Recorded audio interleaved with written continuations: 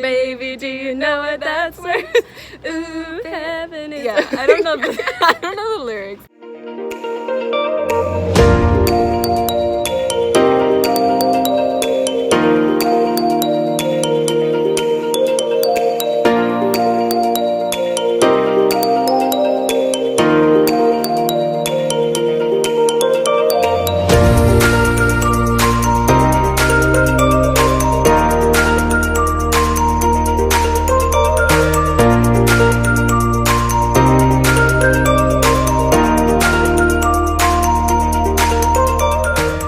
What's up, world? What's up, everyone? I'm Brenda. I'm Rebecca. And we're both Peace Corps volunteers in Peace Corps Comoros, which is a country in Africa. Most people haven't heard about it, really, but it's very small. Very tiny on the east coast, off the east coast.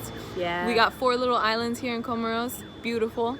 We are recently sworn in. Recently sworn in. We've 2 been weeks recently ago. sworn in. Yeah. Yes. If you're new, just to give a little intro about my channel, me and my twin sister. Just kidding. We're both Peace Corps volunteers in different countries in Africa. We are in Peace Corps Comoros, and my sister is a volunteer in Peace Corps Cameroon. So we're both education volunteers, just got done with PST, which is pre-service training. The point of this video is to just go over the structure of pre-service training in our specific country, because it's different in other countries and in Peace Corps in general, but we wanted to go through what we did, what it consists of. Comoros is a group of 4 islands, and Peace Corps currently serves on 3 of those. They serve on Grand Comore, or Ngazija, as it's known in the local language, Anjouan, or Nzwani, and Moheli, or Mwali. And then the 4th one is Mayotte. And each of the 4 different islands has their own dialect. So collectively it's Shikamori, but individually it's Shingazija, Shinzwani, and Shimwali, and Shimari. Yeah. But Peace Corps is only in 3 of these islands, and we all learn the local language. So depending on which island we are assigned to, we have to start learning that language early on during pre-service training. And so because of that, we know our island placements really early on, which a lot of other Peace posts, Corps. A lot of other posts don't get their site placements until way further on. Yeah, so just to go over the general structure, initially when we first came here, we stayed in the capital in a hotel that first week. I feel like it's similar in a lot of other posts. And then after that first week, we meet our host families during PST. We all go to the same village where we will have training, and we all live in separate families there in that village. And then we have a training site, which is a local school in our case. So we trained Monday through Friday we started at 8 every day and finished at about 5 every day, with 2 15-minute breaks and an hour lunch. So long days. Very long days. Basically like being in school again. Yeah. And we had language trainings, we had TEFL trainings, which at the time we called tech sessions, yeah. Medical, safety and security, and cross-cultural sessions. Usually it was 2 hours of language and then mixed match of the other sessions. And we had TEFL training because our post provides a TEFL certificate at the end of the 2 years. So it requires a lot of we have to teach this many hours, or we have to learn this specific thing, and so that's a lot of those tech sessions that we had for TEFL. And then on week 6, I think it was, we had site visits, site announcements, and we met our counterpart that week. Our PST was a bit unique because a lot of things went on during that 6th week. So that week of site visits, everyone got to go see their site for a couple of days, and then they went to the capital for about 2 days for a language intensive training. However, the 3rd island, we couldn't go on site visits because there was some slight civil unrest, and we don't have a lot of language at the beginning, obviously, because we're still learning. So they were worried that if something were to happen, we wouldn't be able to navigate it.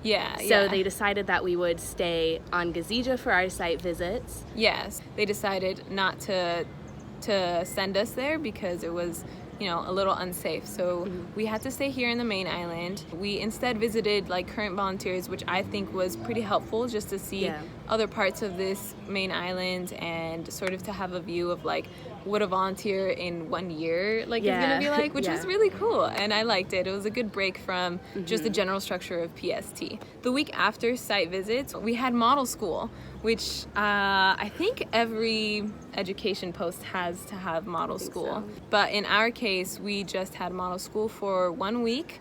We taught every single day for 2 hours. We had one class during that whole week that we taught. We were chosen to like teach a specific level. So it was really interesting getting exposed to like teaching, especially for people who have never taught before, me.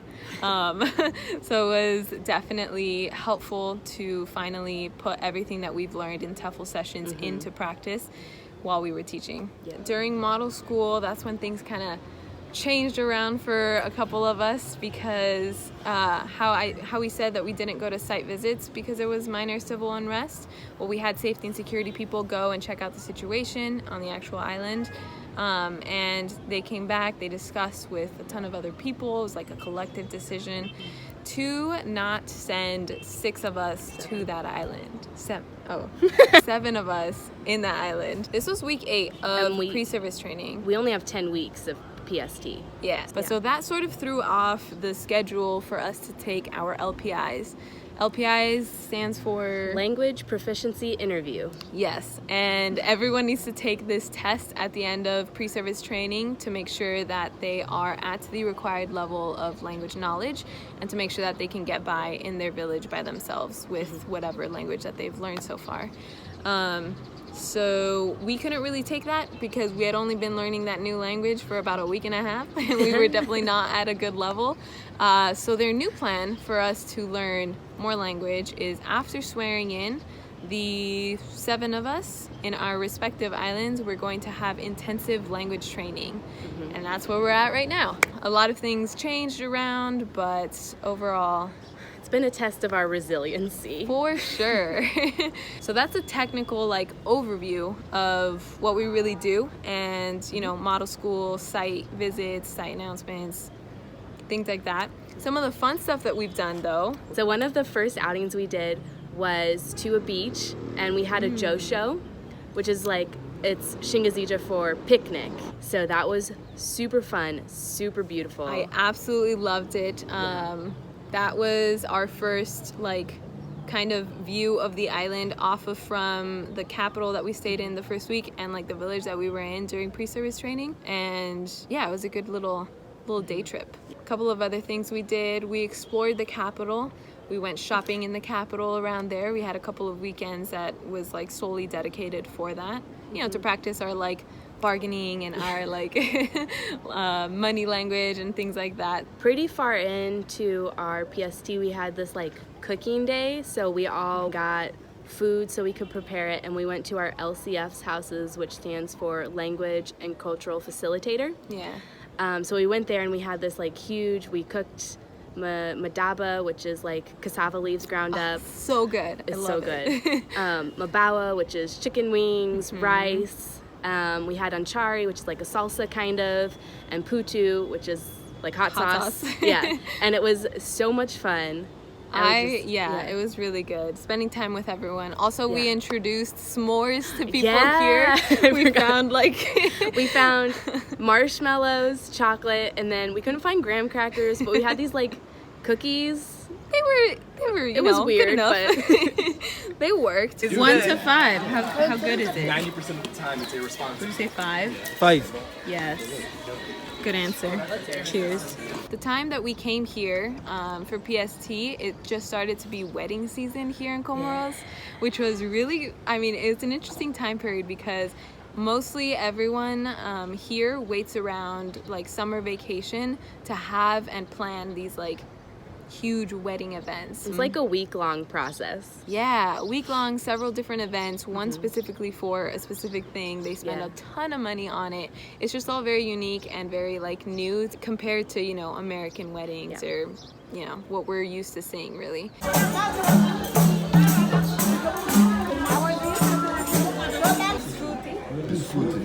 Kashkash, Cash cash? Oui, oui, cache-cache. Ikango.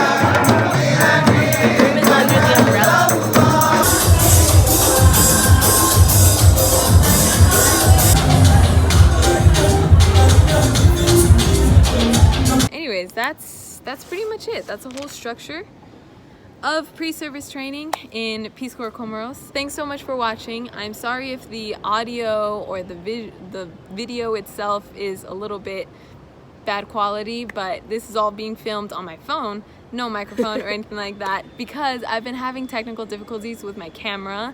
Sorry for that, but I hope I'll be able to fix that, and maybe like in the future videos it'll be better and I'll be able to use it. Also, my sister Vanessa, who's in Cameroon right now, she's been having technical problems with her laptop. I swear, all technology now is like not working, but we're trying to fix it. She's trying to get on making a video about her pre-service training, because I know that the structure in Cameroon is different than the structure here. So I thought it would be nice to have her also, you know, explain a little bit about what she went through. She's already a volunteer, she's already sworn in also. She left 1 month before I did, so she's already actually starting teaching. So, yeah, that's crazy. We're about to start next week. Wish me luck. Inshallah. If you're interested in seeing more videos about Peace Corps Comoros specifically, and Peace Corps Cameroon, then subscribe down below, please. And if you want to see more about like day-to-day life here in Peace Corps Comoros, I know I post a lot of Instagram stories, and so does she. Very good post. So if you are interested, follow us on Instagram. I'll leave our handles down below. I don't know what mine is.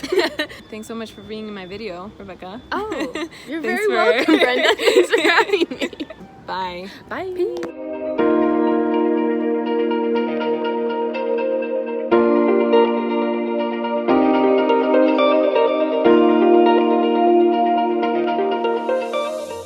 It didn't happen unless it happened on YouTube. You're right.